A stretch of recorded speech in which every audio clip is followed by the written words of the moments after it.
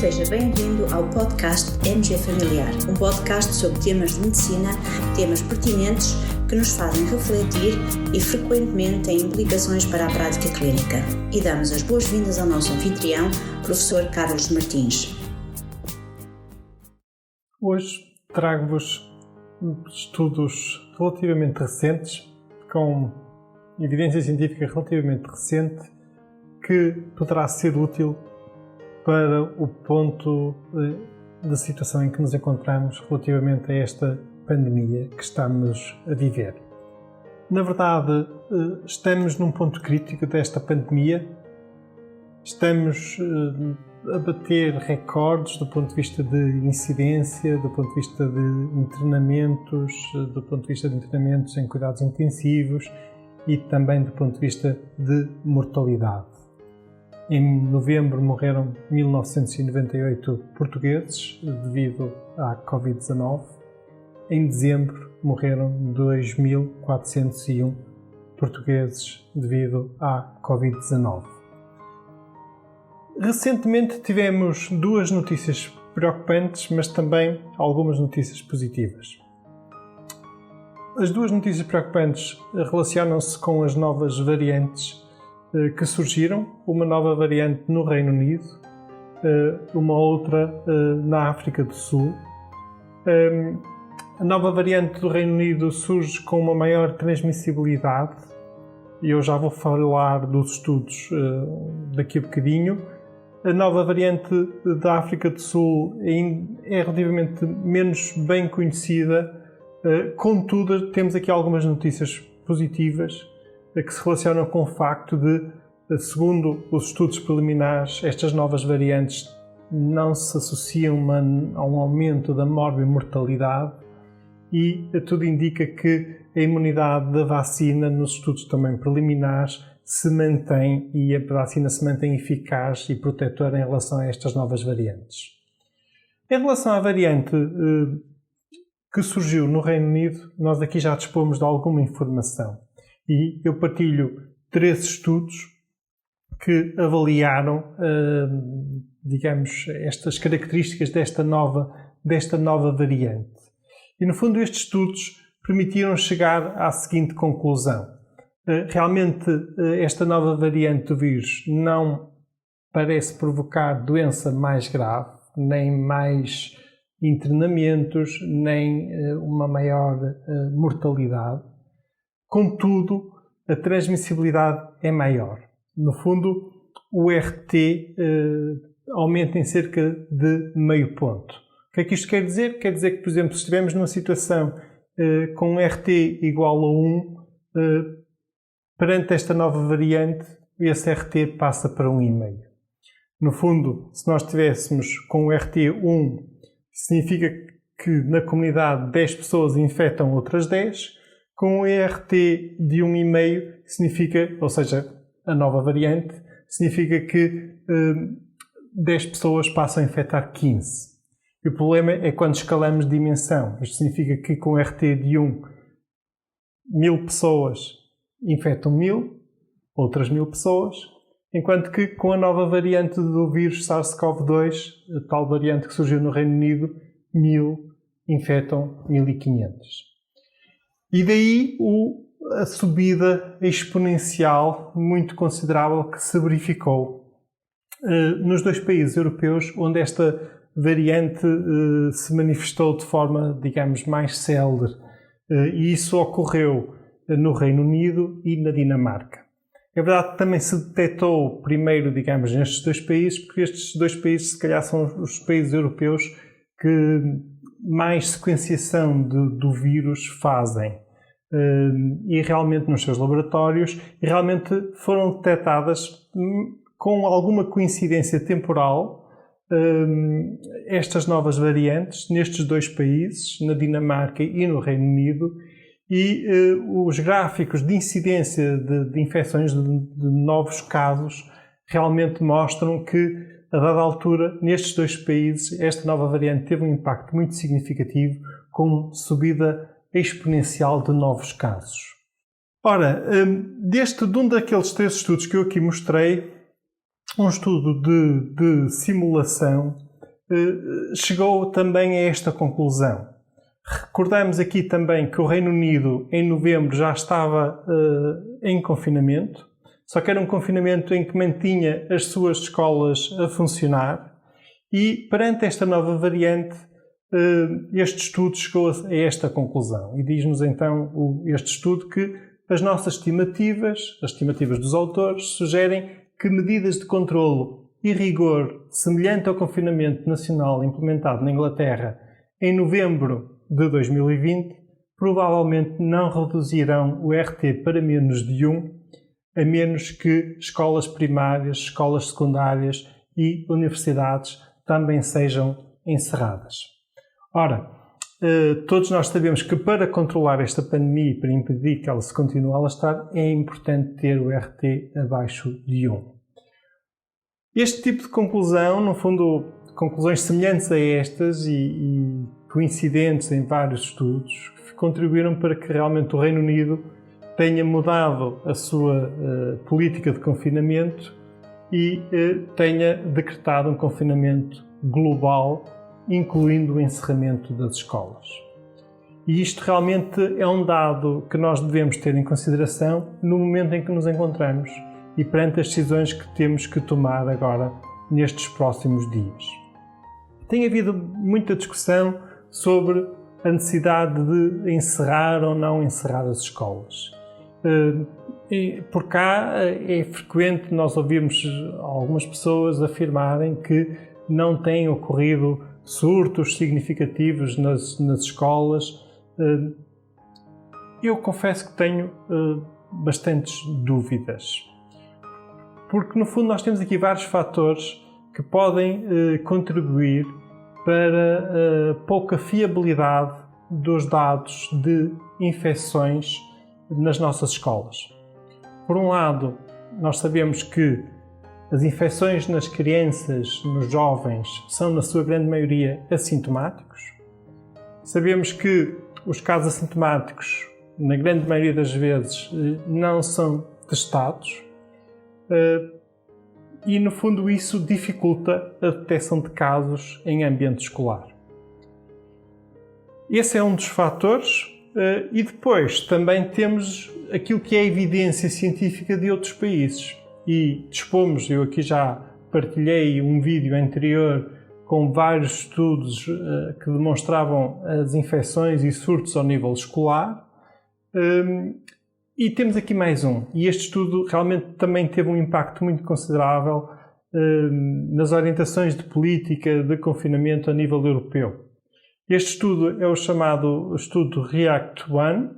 No fundo, é um estudo que tem vindo a acompanhar uma coorte extensíssima e, no fundo, a fazer a vigilância de infecções no Reino Unido.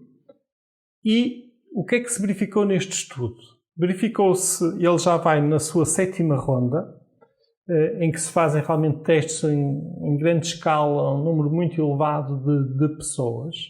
E verificou-se que, quando a Inglaterra entrou no confinamento de novembro, com as escolas abertas, o número de infecções diminuiu em todos os grupos etários, exceto no grupo etário 5 a 12 anos e 13 a 17 anos. Ou seja, no grupo etário de crianças e jovens.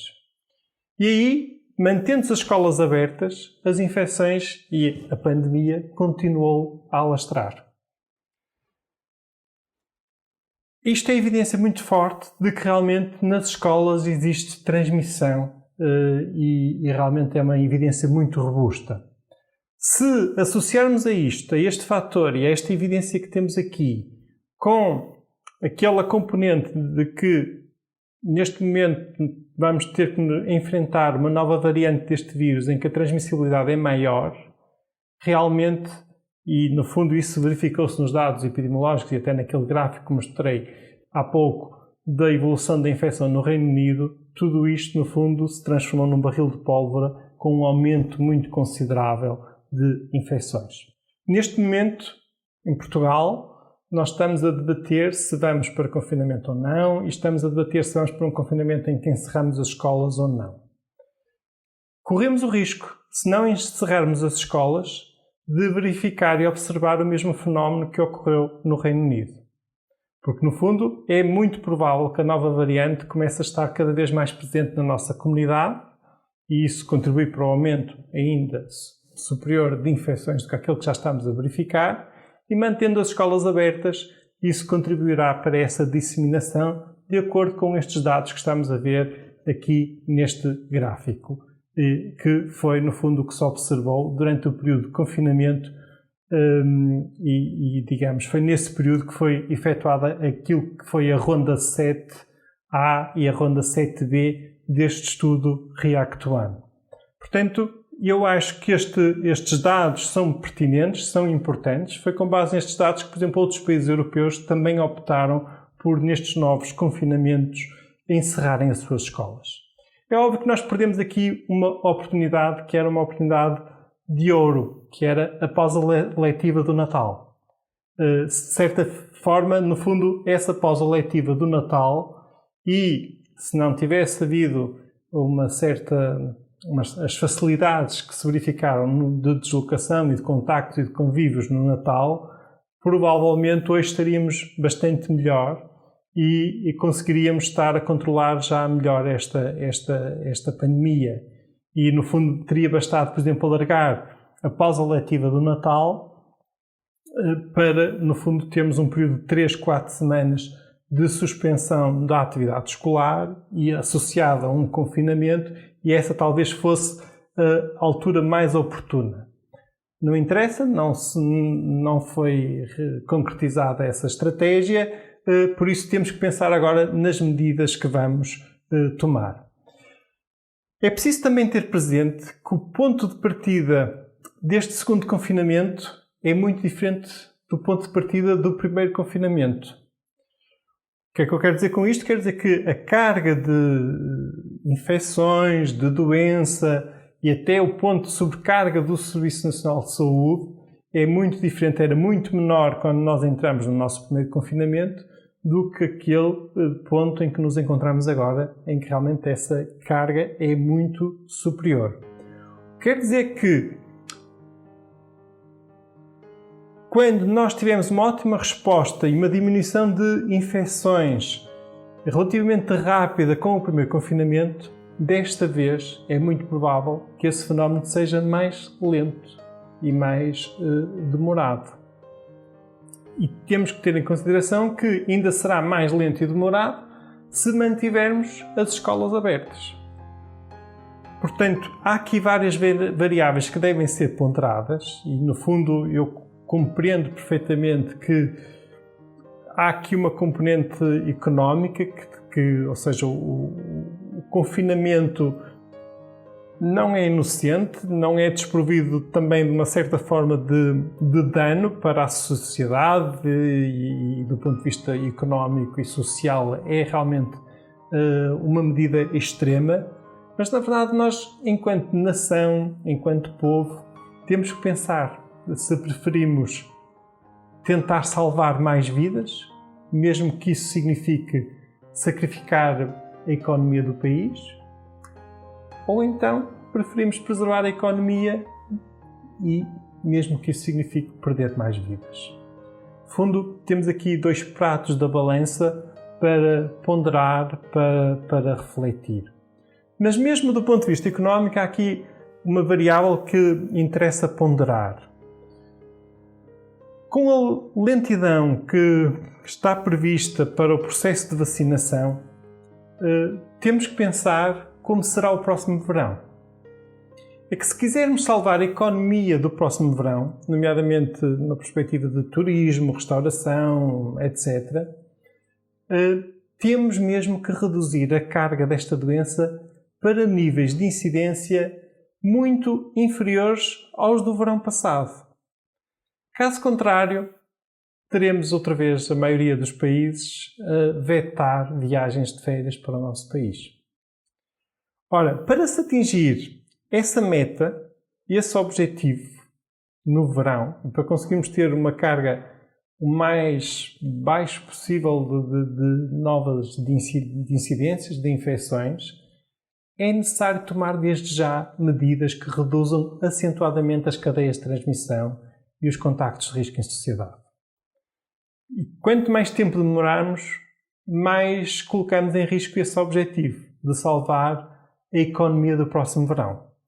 Portanto, no fundo, às vezes, com a ânsia ou com a vontade de tentar preservar a economia e com isso adiando as medidas e adiando confinamentos, etc., nós podemos, no fundo, antes, pelo contrário, estar a trazer mais dano económico e com isso, por exemplo, prejudicar o próximo verão. O caminho mais rápido para reduzir infecções e mortalidade seria, sem dúvida, o confinamento com o encerramento das escolas. É verdade, tem impacto, implica sacrifício,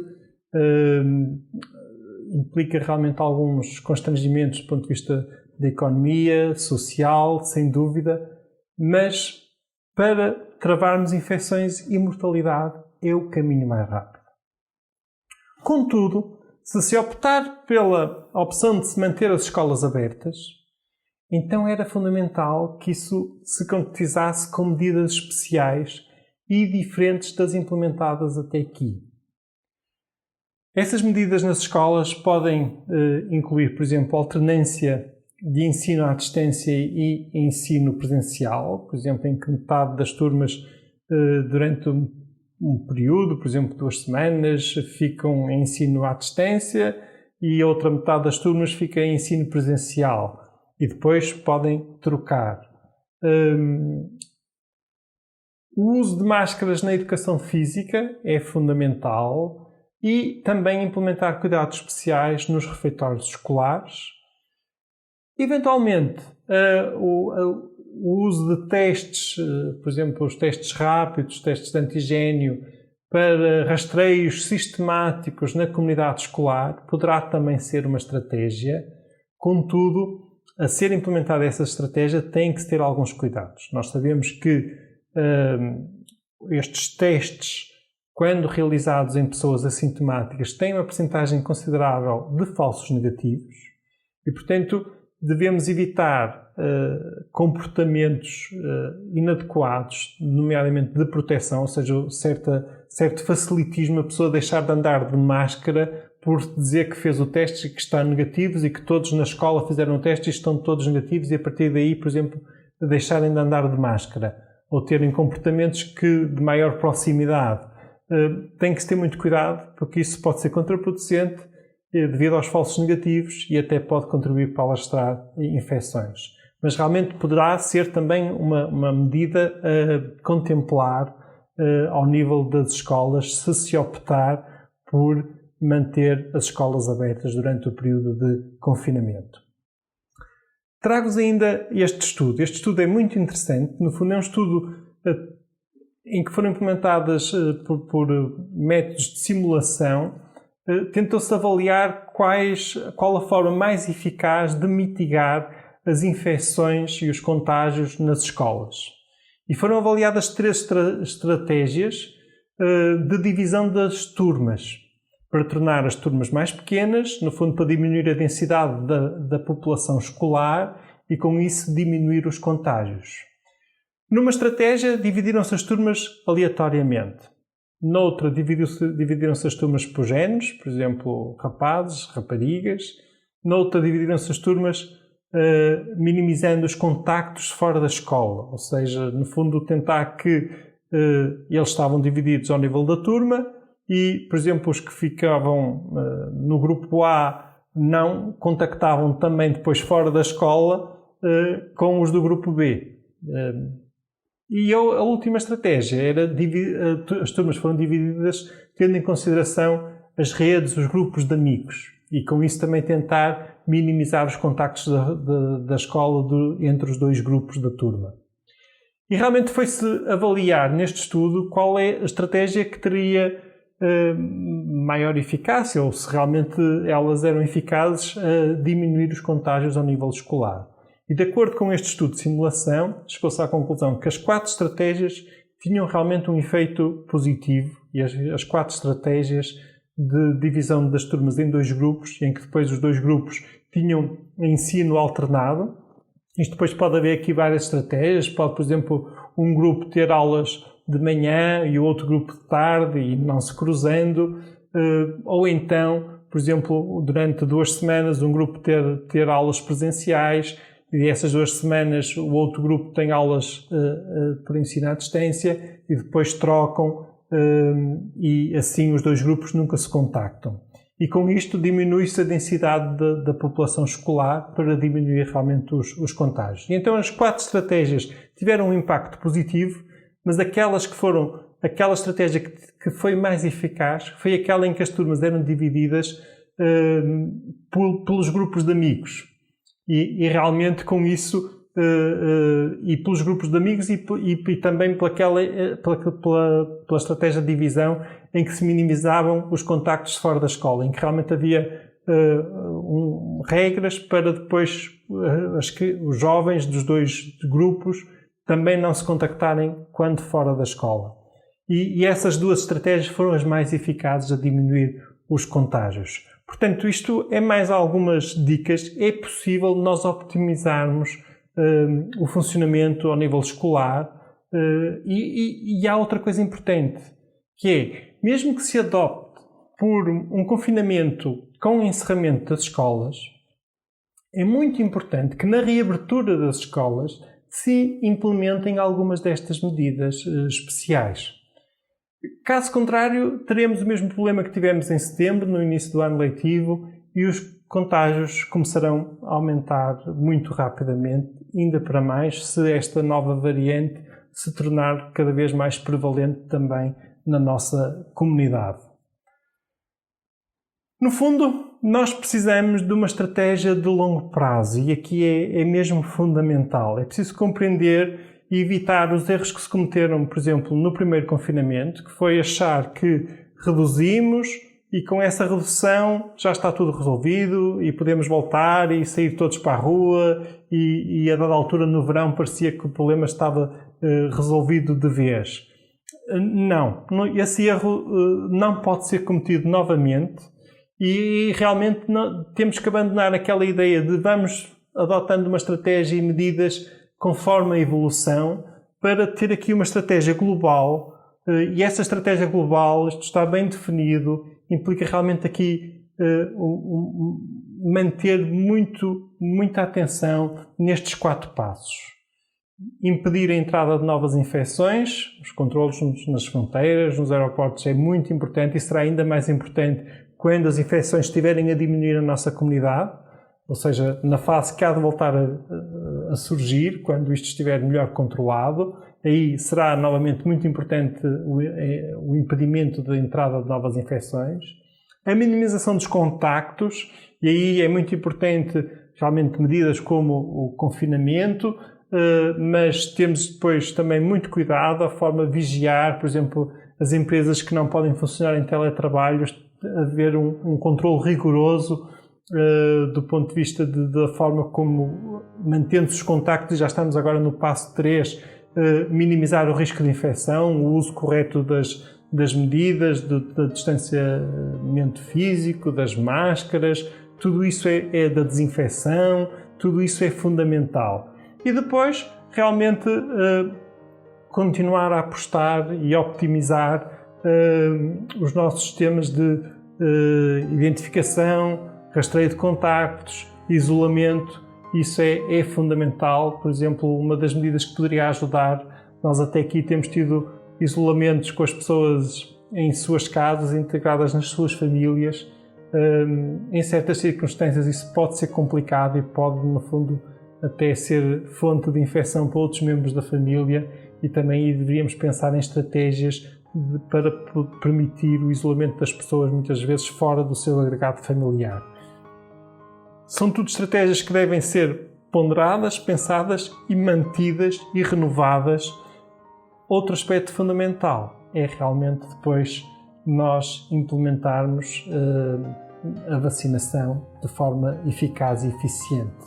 Eu acredito que sim, que isso vai ser possível e isso pode implicar inclusivamente quando nós tivermos doses suficientemente disponíveis para vacinar todas as pessoas e para fazer rapidamente, realmente um esforço muito grande até para se vacinar fora de horas de expediente normal, mas eu acredito que sim, que isso será possível e realmente para podermos sair desta situação de pandemia em que nos encontramos. É possível fazer mais e melhor, é possível salvar mais vidas, vamos ter união, vamos ter força, coragem, mas havemos de conseguir. Fiquem bem, continuem bem. E terminamos assim esta edição do podcast MG Familiar. Muito obrigada por nos ouvir. Se desejar completar a sua leitura, muitos dos conteúdos abordados neste podcast estão disponíveis em www.mgfamiliar.net. Até à próxima!